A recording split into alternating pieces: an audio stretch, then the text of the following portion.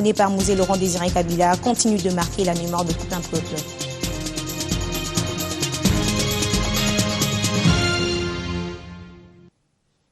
18e anniversaire aujourd'hui de l'entrée de l'Alliance des forces démocratiques pour la libération à Kinshasa. Étant donné que la date du 17 mai tombe un dimanche, sa commémoration a été ramenée ce samedi à travers l'organisation d'une messe d'action des grâces à la cathédrale du Centenaire. Des images prises le 17 mai 1997. Les troupes de l'Alliance des forces démocratiques pour la libération, avec à leur tête Laurent Désiré Kabila, faisaient leur entrée dans la capitale, mettant ainsi fin à 32 ans de règne du maréchal Mobutu. La prise du pouvoir d'État par l'Alliance des forces démocratiques pour la libération du Congo, sous la direction de son président, M. Laurent Désiré Kabila. L'Alliance assumant désormais l'autorité de transition.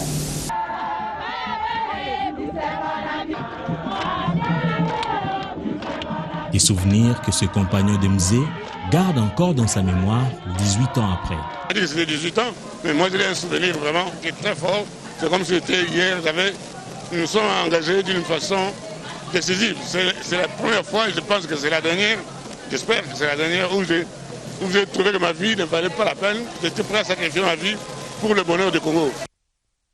La première bataille a été vaincue. La seconde, il fallait implanter la vision de la révolution. Si nous ne pouvons pas nous servir de notre or et de notre diamant dans les 2 ans qui viennent, nous n'allons pas construire la prospérité de notre peuple. Il faut donc changer. Le feu président Laurent Désiré Kabila fut le cerveau moteur de la révolution du 17 mai, de l'ascension à une mort tragique. Je vous propose de suivre le parcours de ce vaillant national. Un maquis, Ewabora, province du Sud Kivu. Un homme orchestre, Laurent Désiré Kabila. Un idéal, le nationalisme. Une lutte armée et une victoire pour le peuple et son soldat. Je dois vous assurer que je suis un soldat du peuple et je ferai mon devoir jusqu'à mon dernier jour. Je veux que mon pays soit totalement libre et, en tout cas, un pays moderne qui se développe, où sur le plan social, nos villages doivent être transformés. Un idéal et une vision qui méritent d'être expliqués à la nation d'abord.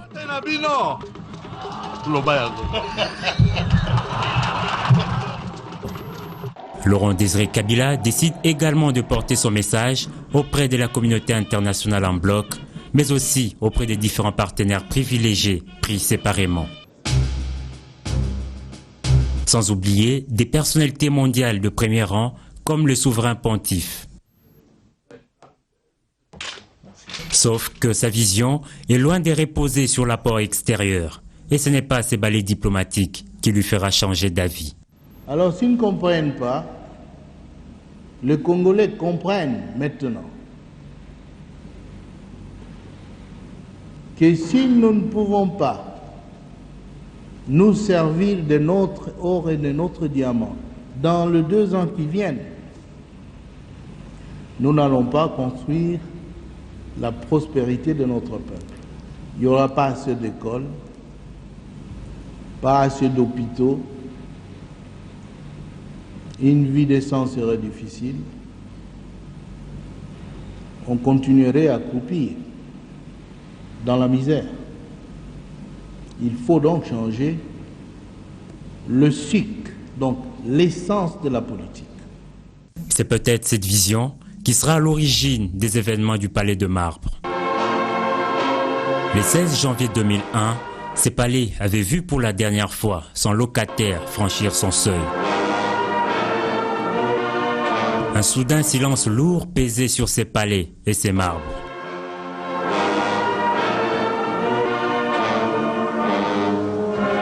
Le peuple avait décidé de briser ces silences pour pleurer son soldat.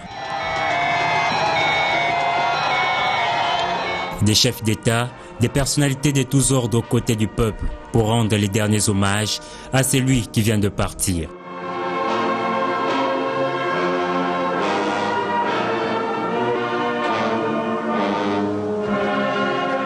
Non, grâce à son héritage, il ne nous a pas quittés.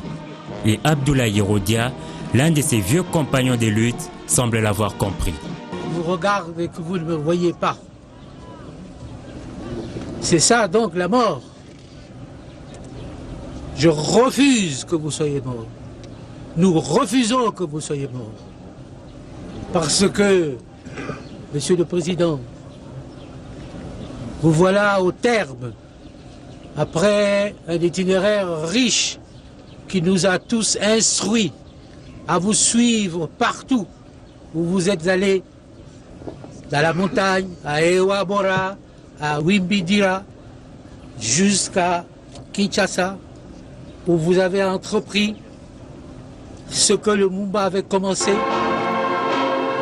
Les idéaux de Laurent Désiré Kabila qui prônaient l'auto-prise en charge ont survécu à l'épreuve du temps. Et à chaque étape de l'histoire, chacun pourra juger et dire si les pays les observent, s'en approchent ou s'en éloignent.